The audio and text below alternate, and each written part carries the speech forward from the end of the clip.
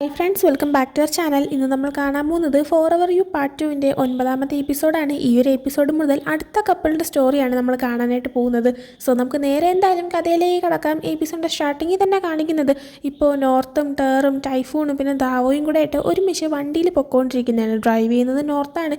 ഇവരിപ്പോൾ ദാവോ പുതിയതായിട്ട് ഒരു അപ്പാർട്ട്മെൻറ്റ് ഇങ്ങനെ വാങ്ങിച്ചിട്ടുണ്ട്. അപ്പോൾ അങ്ങോട്ടേക്ക് താമസം മാറ്റാനായിട്ടാണ് ദാവോ ഇപ്പോൾ പൊക്കോണ്ടിരിക്കുന്നത്. അവൻ്റെ സാധനങ്ങളെല്ലാം അങ്ങോട്ടേക്ക് എടുത്തു വെച്ച് കൊടുത്ത് ഹെൽപ്പ് ചെയ്യാൻ വേണ്ടിയിട്ടാണ് കൂടെ ഫ്രണ്ട്സായിട്ട് ഇവർ പോകുന്നത്. അങ്ങനെ ഇവർ വണ്ടി പോകുന്ന സമയത്ത് ടേറും പിന്നെ ടൈഫോണും നല്ല ഉറക്കമാണ്. ദാവോയും ഉറങ്ങാനായിട്ട് പോകുന്ന സമയത്ത് നോർത്താണെങ്കിൽ ഇന്നലെ രാത്രി ഇന്ന് ലേറ്റായിട്ട് എഴുന്നേറ്റിരിക്കുന്നുണ്ടായിരുന്നു എന്നൊക്കെ ചോദിക്കുന്നുണ്ട്. ആ സമയം ദാവോ അതേന്ന് പറഞ്ഞിട്ട് ഉറങ്ങാനായി പോകുന്നുണ്ട്. എന്നാൽ നോർത്ത് ദാവോയുടെ അടുത്ത് നീ ഉറങ്ങല്ലേ, നീ എനിക്ക് റൂട്ട് പറഞ്ഞു തരാനുള്ളതാണ്, എഴുന്നേറ്റിരിക്കാൻ തന്നെ പറയുന്നുണ്ട്. അതുകൊണ്ട് ദാവോയും എഴുന്നേറ്റിരിക്കുന്നുണ്ട്. ഇവനാണെങ്കിൽ റൂട്ടെല്ലാം തന്നെ പറഞ്ഞു കൊടുക്കുന്നുണ്ട്. ആ സമയം ഈ ഒരു വണ്ടി ഇവരിപ്പോൾ പോകുന്നത് അത് എവിടെ നിന്നാണ് ഇപ്പം നോർത്തിന് കിട്ടിയതെന്ന് ചോദിക്കുമ്പോൾ ഞാൻ ജോഹാനോട് ഇതുപോലെ നീ താമസം മാറ്റാണ്, നിൻ്റെ സാധനങ്ങളെല്ലാം മാറ്റാനായിട്ടൊരു വണ്ടി വേണമെന്ന് പറഞ്ഞിട്ടുണ്ടായിരുന്നു.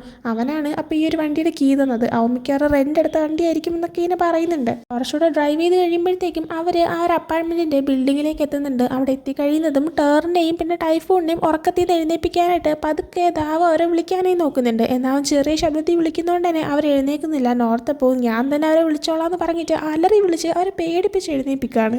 എഴുന്നേൽക്കുമ്പോൾ തന്നെ ടേറാണെങ്കിൽ നിനക്കൊന്ന് മര്യാദയ്ക്ക് വിളിച്ചുകൂടി, ഇങ്ങനെയാണ് ഒരു മനുഷ്യനെ വിളിച്ച് എഴുന്നേൽപ്പിക്കുന്നതെന്നൊക്കെ ചോദിക്കുന്നുണ്ട്. എന്നിട്ട് അവർ 4 പേരും വണ്ടിയിൽ നിന്ന് പുറത്തേക്ക് ഇറങ്ങുന്നുണ്ട്. ദാവോ താമസിക്കാൻ പോകുന്ന ഒരു അപ്പാർട്ട്മെൻറ്റിൻ്റെ ബിൽഡിംഗ് എല്ലാം നോക്കിയ ശേഷം അവർ അകത്തേക്ക് കയറുന്നുണ്ട്. അവർ ലിഫ്റ്റ് ഓപ്പൺ ആകാൻ വേണ്ടി വെയിറ്റ് ചെയ്തിരിക്കുന്ന സമയത്ത് എത്രാമത്തെ ഫ്ലോറിലാണ് അവൻ്റെ റൂമെന്ന് ചോദിക്കുന്നുണ്ട്. ദാവോ അപ്പോൾ 7ാമത്തെ ഫ്ലോറിലാണ് തൻ്റെ റൂമെന്ന് പറയുന്നുണ്ട്. ഓർത്താസനം എന്ത് പറയാനാണ്, നമ്മുടെ ദാവോ ഭയങ്കര റിച്ചാണ്, അതുകൊണ്ടല്ലേ അവനിപ്പോൾ ഒരു പുതിയ അപ്പാർട്ട്മെൻറ്റൊക്കെ എടുത്തത്. പറഞ്ഞിട്ട് കാര്യമില്ല എന്നൊക്കെ പറയുമ്പോൾ ദാവോ ആണെങ്കിൽ ഞാൻ റിച്ചായിട്ടൊന്നും അല്ല, എനിക്കാണെങ്കിൽ ഡിസ്കൗണ്ട് കിട്ടിയെന്ന് പറയുന്നുണ്ട്. ആ സമയം അവർ 3 പേരും അല്ല എത്രയായിരുന്നു ഡിസ്കൗണ്ട് എന്ന് ചോദിക്കുമ്പോഴത്തേക്കും 70% ഡിസ്കൗണ്ട് ഉണ്ടെന്ന് പറയുന്നുണ്ട്. ആ സമയം അത് കേട്ടിട്ട് ടൈഫൂൺ ആണെങ്കിൽ 70%ഓ അത്രയും ഡിസ്കൗണ്ട് ഒക്കെ കൊടുക്കുമോ, എന്ത് പറ്റി വല്ല പ്രൊമോഷനോ അങ്ങനെ എന്തെങ്കിലും നടക്കുന്നുണ്ടായിരുന്നോ എന്ന് ചോദിക്കുമ്പോൾ ഇല്ല എന്ന് പറയുന്നുണ്ട്. ആ സമയം നോർത്ത് അപ്പോൾ പിന്നെ എങ്ങനെ 70% ഡിസ്കൗണ്ട് ഒരു അപ്പാർട്ട്മെൻറ്റ് റൂമിന് തരും, എന്തോ കള്ളത്തരമുണ്ടല്ലോ, എന്ത് പറ്റി ആ റൂമിന് എന്തെങ്കിലും പ്രശ്നങ്ങളുണ്ടോ അല്ലെങ്കിൽ വല്ല പ്രേതങ്ങളെല്ലാം അവിടെ ഉണ്ടോ എന്ന് ചോദിക്കുന്നുണ്ട്.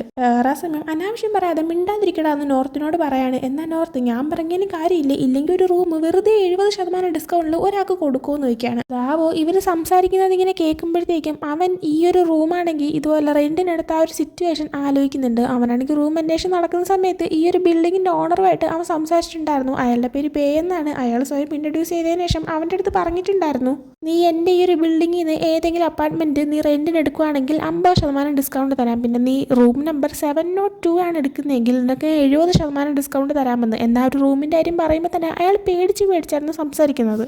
ആ സമയം ദാവോ അയാളോട് ഇവിടെ പെറ്റ്സ് അലൗഡ് ആണോ എന്ന് ചോദിക്കുന്നുണ്ട്. അയാളപ്പോൾ അതെ അലൗഡാണ്, ഇവിടെ താമസിക്കുന്ന ഒരാൾ ഒരു പാമ്പിനെ തന്നെ വളർത്തുന്നുണ്ട്, നീ നിനക്ക് ഇഷ്ടമുള്ള പെറ്റിനെ ഇവിടെ വെച്ച് വളർത്തിക്കോ, ഒരു കുഴപ്പമില്ല, ഞാൻ സീരിയസ് ആയിട്ട് തന്നെയാണ് പറയുന്നതെന്ന് അയാൾ പറയുന്നുണ്ട്. ആ സമയം അത് കേട്ടിട്ട് ദാവോ ആണെങ്കിൽ ശരിയെന്ന് ഓക്കെ ഞാൻ റൂം നമ്പർ 702 തന്നെ എടുത്തോളാം എന്ന് പറയുന്നുണ്ട്. ഇതേക്കും ഇയാളൊന്ന് ടെൻഷൻ ആവുന്നുണ്ട്, അത് മാത്രമല്ല ഷോക്ക് ആവുന്നുണ്ട്. ഇയാളെന്നിട്ട് ചോദിക്കുന്നുണ്ട് ശരിക്കും നീ ആ റൂം എടുക്കുമോ, നിനക്ക് ഓക്കെ ആണോന്ന്. ആ സമയം അവൻ അതെ എനിക്ക് ഓക്കെയാണ്, എന്ത് പറ്റി ആ റൂമിന് എന്തെങ്കിലും കുഴപ്പമുണ്ടോ എന്ന് ചോദിക്കുന്നുണ്ട്. അയാളപ്പോൾ പേടിച്ചിട്ടാണെങ്കിലും എന്ത് കുഴപ്പം ഒന്നുമില്ല, 70% ഡിസ്കൗണ്ട് ഉണ്ട് കേട്ടോ, എന്തായാലും ശരി നീയാണെങ്കിൽ കോൺട്രാക്റ്റൊക്കെ ഒന്ന് വായിക്കാനായിട്ട് പറയുന്നുണ്ട്. അങ്ങനെ നടന്ന സിറ്റുവേഷൻ ദാവോ ഇപ്പോൾ ചിന്തിക്കുന്നുണ്ട്. ആ സമയമാണ് ദാവോനെ പറ്റിയിട്ട് ശരിക്കും നമുക്ക് ഇപ്പോൾ പറഞ്ഞു തരുന്നത്.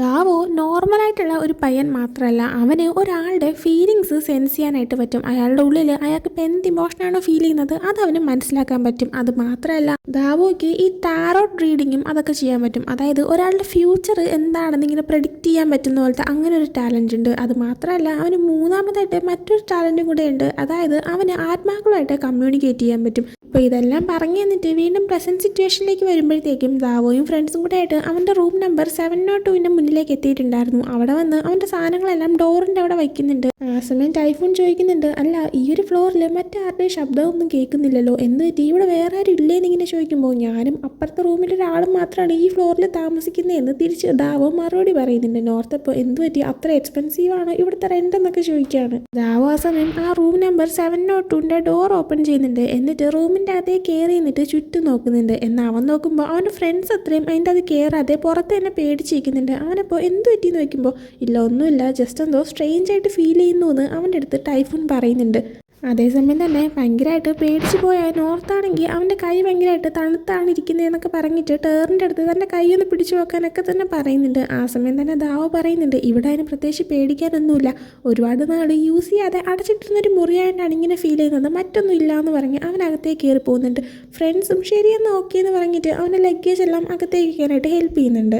അങ്ങനെ എല്ലാ സാധനങ്ങളും അകത്തേക്ക് വെച്ച് കഴിയുമ്പോഴത്തേക്കും അവൻ ഫ്രണ്ട്സ് പോകാനായിട്ട് ഇറങ്ങുന്നുണ്ട്. അങ്ങനെ അവർ ബിൽഡിങ്ങിൻ്റെ താഴേക്ക് വരുന്ന സമയത്ത് ദാവോ തന്നെ ഇതുപോലെ ഹെൽപ്പ് ചെയ്തതിന് താങ്ക് യു എന്നൊക്കെ പറയുന്നുണ്ട്. ടേറപ്പോൾ നീ ആദ്യമായിട്ടല്ലേ ഞങ്ങളോട് ഹെൽപ്പ് ചോദിച്ചത്, അപ്പോൾ ഉറപ്പായിട്ടും ഹെൽപ്പ് ചെയ്യും, പിന്നെ നീ ഇങ്ങനെ ഹെൽപ്പ് ചോദിച്ചില്ലെങ്കിൽ ഞാൻ ഭയങ്കര ഹാപ്പിയാണെന്ന് പറയുന്നുണ്ട്.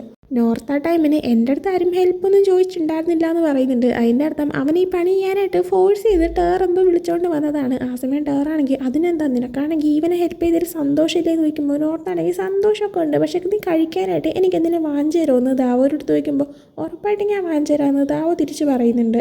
ടൈഫൂണും ദാവോയുടെ അടുത്ത് ഇനി എന്തെങ്കിലും ആവശ്യം ഉണ്ടെങ്കിൽ പറഞ്ഞാൽ മതി, നമ്മളെന്തായാലും ഇപ്പോൾ പോവുകയാണെന്ന് പറഞ്ഞിട്ട് അവർക്ക് മൂന്നുപേർക്കും ശരിക്കും ഇപ്പോഴും പേടി മാറാത്തതുകൊണ്ട് തന്നെ പെട്ടെന്ന് ബായ് പറഞ്ഞ് അവിടെ നിന്ന് ഓടിപ്പോകുന്നുണ്ട്. ദാവോയും തിരിച്ച് അവൻ്റെ റൂമിലേക്ക് വരാണ്. തിരിച്ച് കാറിൽ നോർത്തും ടേറും ടൈഫൂണും പോകുന്ന സമയത്ത് മൂന്ന് പേർക്കും നല്ല പേടി തോന്നുന്നുണ്ട്. ആ സമയത്ത് ടേറാണെങ്കിൽ ചോദിക്കുന്നുണ്ട് ദാവോ അവിടെ ഒറ്റയ്ക്ക് ഓക്കെ ആയിരിക്കുമെന്ന്. ആ സമയം നോർത്താണെങ്കിൽ അവൻ ഓക്കെ ആയിരിക്കും എന്നാണ് എനിക്ക് തോന്നുന്നത്, അല്ലെങ്കിൽ നിനക്കറിയാമല്ലോ നമ്മൾ അവനെ ഫോഴ്സ് ചെയ്യുന്നത് അവന് തീരെ ഇഷ്ടമുള്ളൊരു കാര്യമല്ല. ആ സമയം ടൈഫൂണാണെങ്കിൽ എനിക്കെന്തോ അവിടെ പ്രേതം ഉള്ളതുപോലെയൊക്കെ തോന്നുന്നു, നിങ്ങൾ ആ ഒരു ന്യൂസ് കണ്ടിട്ടില്ലേ, ഞാൻ ഇപ്പോഴാണ് അതിനെക്കുറിച്ച് ഓർത്തതെന്നൊക്കെ ടേറും പറയുന്നുണ്ട്. ആ സമയം ഓർത്ത് ശരിയാ എനിക്ക് ഓർമ്മ വന്നു എന്ന് പറഞ്ഞിട്ട് വണ്ടി ഒരു സൈഡിലേക്ക് ഒതുക്കുന്നുണ്ട്.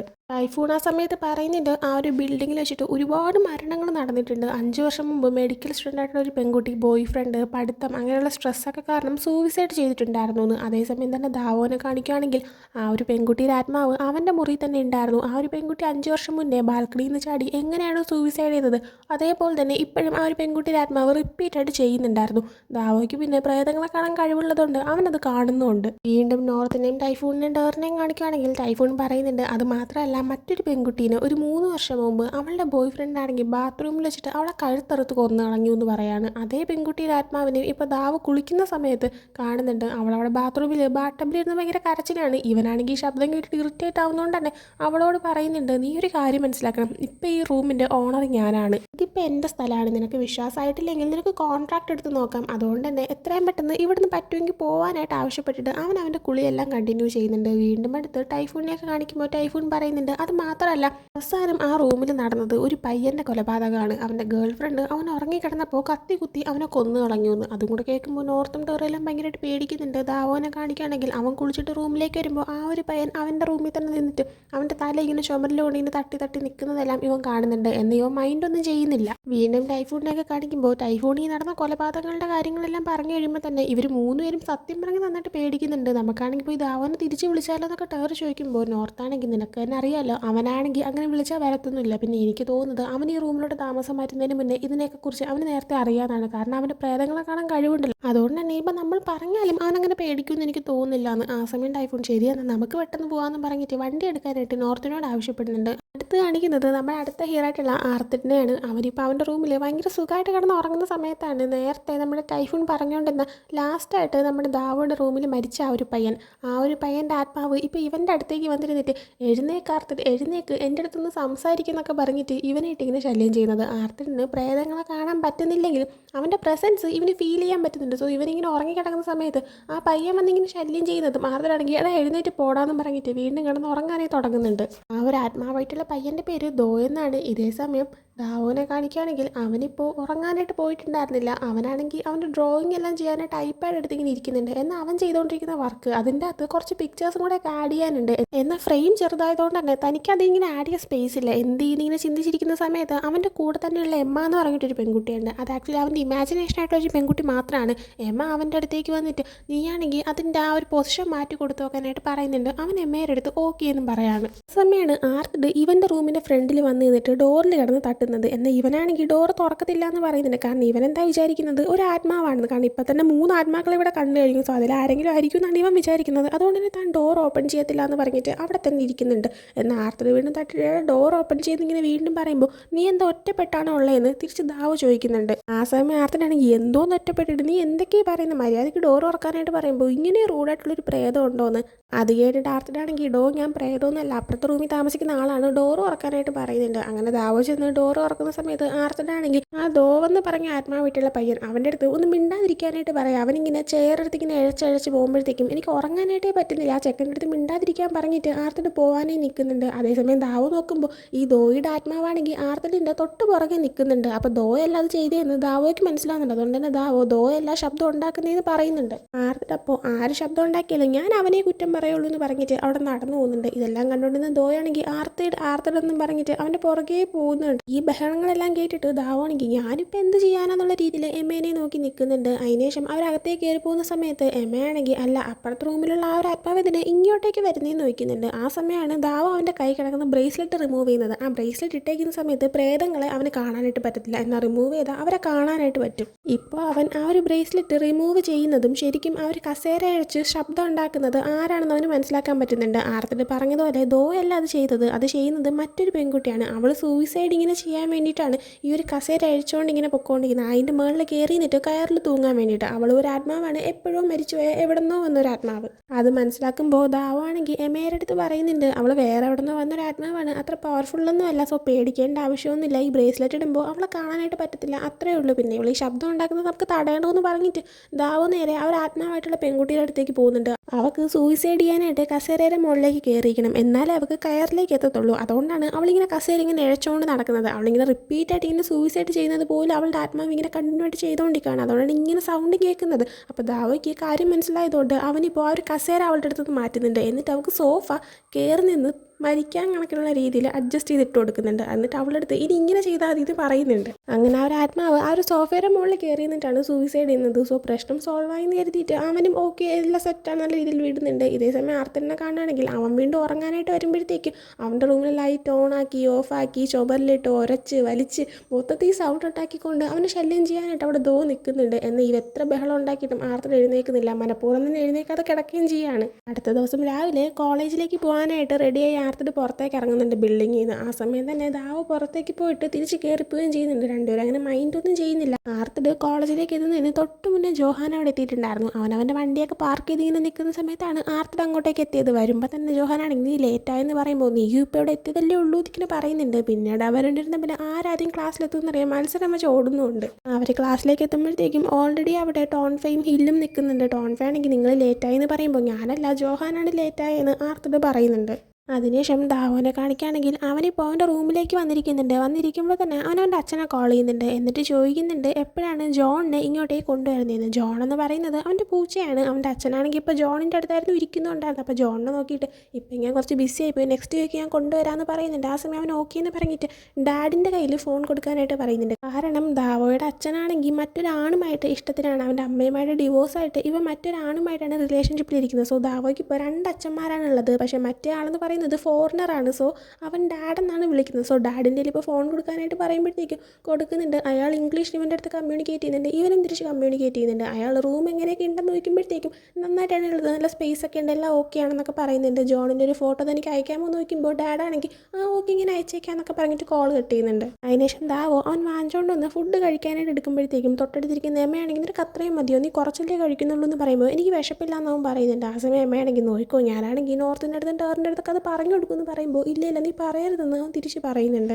ശേഷം ദാവോ അവൻ്റെ ഡ്രോയിങ് എല്ലാം കണ്ടിന്യൂ ചെയ്യുന്നുണ്ട്. കുറച്ച് ടൈം കഴിയുമ്പോഴത്തേക്കും അവൻ്റെ കയ്യിലുള്ള പ്രേതങ്ങളെ കാണാതിരിക്കാൻ വേണ്ടി കെട്ടുന്ന ഒരു ബ്രേസ്ലെറ്റ് അഴിച്ചു വെച്ചിട്ട് കുളിക്കാനായിട്ട് പോകുന്നുണ്ട്. അവനങ്ങനെ ബാട്ടം ബീച്ചിൽ നിന്നിരിക്കുന്ന സമയത്ത് അവിടെ വെച്ച് തന്നെ മരിച്ചുപോയ ഒരു പെൺകുട്ടിയുടെ ആത്മാവും അവിടെ ഉണ്ടായിരുന്നു. അവൾ വന്നിട്ട് അവൻ്റെ ഷോൾഡറിൽ ഇങ്ങനെ ഇറുക്കി പിടിക്കുന്നുണ്ട്. തനിക്ക് വേദനിക്കുകയാണ്, കൈയെടുത്ത് മാറ്റാനായിട്ട് അവൻ പറയുന്നുണ്ട്. അവളത് ചെയ്യാതിരിക്കുന്ന സമയത്ത് നിന്റെ കൈയാണ് ചെയ്യുക, അതിനൊക്കെ ഇപ്പോൾ ഒരു അടി തരുമെന്നും പറഞ്ഞിട്ട് അവളെ കൈ പിടിക്കാനായി പോകുമ്പോഴത്തേക്കും പെട്ടെന്ന് ആ ഒരു ആത്മാവായിട്ടുള്ള പെൺകുട്ടി കരയാനായി തുടങ്ങുന്നുണ്ട്. എനിക്ക് വേദനിക്കുന്നു, എനിക്ക് ശ്വസിക്കാൻ പറ്റുന്നില്ല എന്നൊക്കെ അവൾ പറയുന്നുണ്ട്. ആ സമയം അവൻ എന്തോ ചോദിക്കാനായിട്ട് തിരിയുന്നുണ്ട്. എന്നാൽ ആ നേരം കൊണ്ട് ആ പെൺകുട്ടി അവിടെ നിന്ന് മാങ്ങി പോവുകയും ചെയ്യുകയാണ്. അതിനുശേഷം ദാവോ കുളിച്ചിട്ട് ബാത്റൂമിൻ്റെ ഡോർ ഓപ്പൺ ചെയ്തതും അതിൻ്റെ മുന്നിൽ കൂടെ തന്നെ കഴിഞ്ഞ ദിവസം ആ ഒരു കസേരയൊക്കെ ഇങ്ങനെ അഴിച്ചുകൊണ്ട് പോയിട്ട് സൂയിസൈഡ് ചെയ്ത ഒരു പെൺകുട്ടിയുടെ ആത്മാവ് അവൾ വീണ്ടും ആ കസേരയും കൊണ്ട് ഇങ്ങനെ നടക്കാനായിട്ട് തുടങ്ങുമായിരുന്നു. കറക്റ്റ് ഡോർ തുറക്കുമ്പോൾ അവൾ അവിടെ മുന്നിൽ നിൽക്കുന്നുണ്ട്. അവൾ നോക്കുമ്പോൾ ഇവ ഇങ്ങനെ ടവൽ മാത്രമേ ഇട്ടിട്ടുള്ളൂ, ഇവൻ്റെ ബോഡിയെല്ലാം ഇവളിങ്ങനെ ചെക്ക് ചെയ്യുന്നുണ്ട്. ആ സമയം ദാവോ എന്താ കാര്യം നോക്കുമ്പോൾ ഒന്നുമില്ല, നീ ഡോറെങ്കിലും അടച്ചിട്ടുണ്ടല്ലോ, നല്ല കാര്യമൊന്നും പറഞ്ഞിട്ട് അവൾ നടന്നു പോകുന്നുണ്ട്. കാരണം അവൾ ആർത്തിൻ്റെ റൂമിൽ ഇതേപോലെ ഇങ്ങനെ കസേര അഴിച്ചുകൊണ്ട് നടക്കുന്ന സമയത്ത് അവൾ നോക്കുന്ന സമയത്ത് ആർത്തിടാണെങ്കിൽ ഡോറ് പോലും ക്ലോസ് ചെയ്യാതെയാണ് കുളിക്കുന്നത്. അതുകൊണ്ട് അതുകൊണ്ട് തന്നെ കുളിക്കുന്ന എത്ര ഇവക്ക് കാണാൻ പറ്റാറുണ്ട്. അത് കാണുമ്പോൾ തന്നെ ഇവള് പേടിച്ച് അലറി വിളിച്ചുകൊണ്ട് ഓടുകയും ചെയ്യും.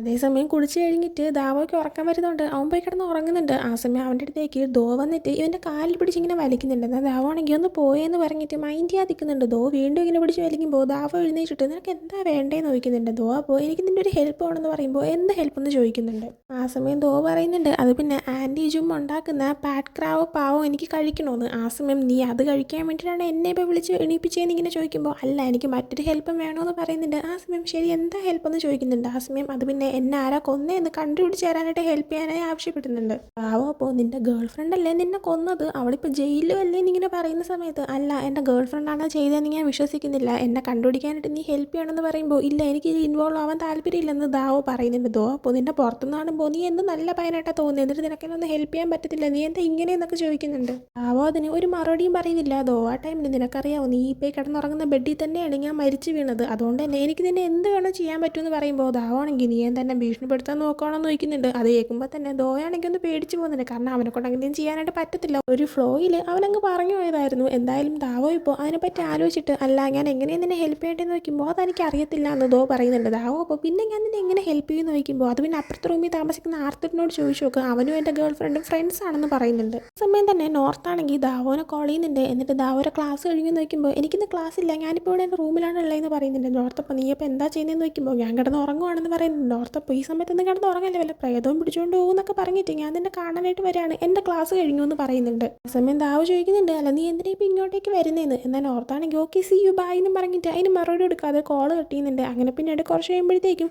നോർത്ത് അവനെ കാണാനായിട്ട് വരുന്നുണ്ട്. ദാവോ ഡോർ ഓപ്പൺ ചെയ്ത് കൊടുക്കുമ്പോൾ നോർത്താണെങ്കിൽ സത്യം പറഞ്ഞാൽ പേടിച്ചായിരുന്നു ഇതുവരെ തന്നെ എത്തിയത്. അത് മാത്രമല്ല തൊട്ടടുത്ത് തന്നെ എമ്മയെ നിൽക്കുന്നുണ്ട്. എന്നാൽ എമ്മ ജസ്റ്റ് ദാവോരുടെ ഇമാജിനേഷൻ മാത്രം ആയതുകൊണ്ട് നോർത്തിന് കാണാനോ അങ്ങനെ ഒരു പെൺകുട്ടീനെ ഉള്ളതായിട്ടോ അങ്ങനെ ഒന്നും തന്നെ അറിയത്തില്ല. നോർത്ത് അകത്തേക്ക് എന്നിട്ട് ചുറ്റും ഒന്ന് നോക്കുന്നുണ്ട്. എന്നിട്ട് ദാവോരുടെ അടുത്തല്ല നിനക്ക് ശരിക്കും ഇവിടെ ഒറ്റയ്ക്ക് നിൽക്കാൻ ഓക്കെ ആണോ, കാരണം ഞാൻ കേട്ടത് ഇവിടെ മുമ്പ് കുറേ പ്രശ്നങ്ങൾ ഉണ്ടായിട്ടുണ്ടെന്നാണ്, സോ നിന്നെക്കുറിച്ച് ഓർത്തിട്ട് ടേറിനും ടൈഫോണും നല്ല ടെൻഷൻ ഉണ്ടെന്ന് പറയുന്നുണ്ട്. ദാവോ ആ സമയം എന്നെക്കുറിച്ച് ഓർത്ത് നിനക്ക് ടെൻഷൻ ഉണ്ടോ എന്ന് ചോദിക്കുമ്പോഴത്തേക്കും എനിക്കെന്ത് ടെൻഷൻ, ഞാനതിന് ടെൻഷൻ ആവണമെന്ന് ഓർത്ത് പറയുന്നുണ്ട്. ആ സമയം ദാവോ നീ ടെൻഷൻ ആവുമെന്ന് വേണ്ട, ഞാനിവിടെ ഓക്കെയാണ്, പിന്നെ ഇവിടെ ഈ ബിൽഡിങ്ങിൽ ഒരുപാട് ആൾക്കാരൊന്നും താമസിക്കുന്നില്ല, എനിക്കതാണ് ഇഷ്ടം, സോ ഞാനിവിടെ കംഫർട്ടബിൾ ആയിട്ടാണ് ഉള്ളത്. പിന്നെ മുമ്പുണ്ടായ ഇൻസിഡൻറ്റ് അത് കാരണം ഇവിടുത്തെ സെക്യൂരിറ്റി എല്ലാം തന്നെ ടൈറ്റ് ആക്കിയിട്ടുണ്ട്, സോ ഇനി പ്രശ്നമൊന്നും ഉണ്ടാവത്തില്ല എന്ന് പറയുന്നുണ്ട്.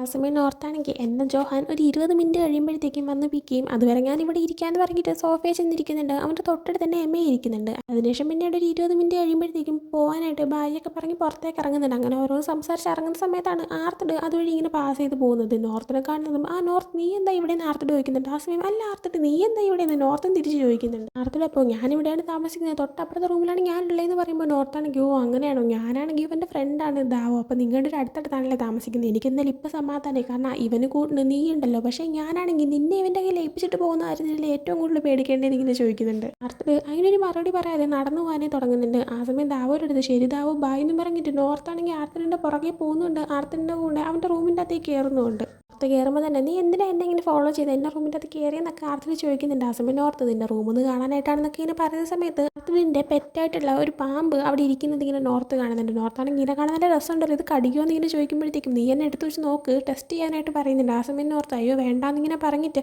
എൻ്റെ ഫ്രണ്ട് ഇപ്പോൾ അപ്പുറത്തെ റൂമിൽ തനിച്ചായിരിക്കും ഉണ്ടാവുകയെന്ന് കരുതിയിട്ട് എനിക്ക് കുറച്ച് ടെൻഷൻ ഉണ്ടായിരുന്നു, എന്തായാലും നീ ഇപ്പോൾ ഇവിടെ ഉണ്ടല്ലോ നീ ഇവനെ നോക്കിക്കോണേന്നൊക്കെ പറയുന്നുണ്ട്. അത് മാത്രമല്ല ആർത്തഡിൻ്റെ അടുത്ത് നീ ഇത്രയും കാലം ഈ ഫ്ലോറിൽ ഒറ്റയ്ക്കാണോ താമസിച്ചതെന്ന് ചോദിക്കുന്നുണ്ട്. അപ്പോൾ ആ അതെ പെട്ടെന്ന് എന്ത് പറ്റി നിൻ്റെ ഫ്രണ്ട് ഇങ്ങോട്ടേക്ക് താമസം മാറിയെന്ന് ഇങ്ങനെ ചോദിക്കുന്നുണ്ട്. നോർത്തപ്പോൾ അത് പിന്നെ ഓണർ അവനാണെങ്കിൽ ഒരു 70% ഡിസ്കൗണ്ട് കൊടുത്തു അതുകൊണ്ടാണെന്ന് പറയുന്നുണ്ട്. ആർത്തപ്പോൾ 70% എനിക്കത് 50% അല്ലേ തന്നോളൂ എന്ന് പറയുമ്പോൾ നോർത്താണെങ്കിൽ അപ്പുറത്തെ റൂമിൽ ആരൊക്കെ സൂയിസൈഡൊക്കെ ചെയ്തിട്ടുണ്ട്, നീ വേണമെങ്കിൽ അപ്പുറത്തെ റൂമിൽ പോയി താമസിച്ചു, അപ്പോൾ നിനക്ക് 70% ഡിസ്കൗണ്ട് കിട്ടുമെന്ന് പറയാണ്.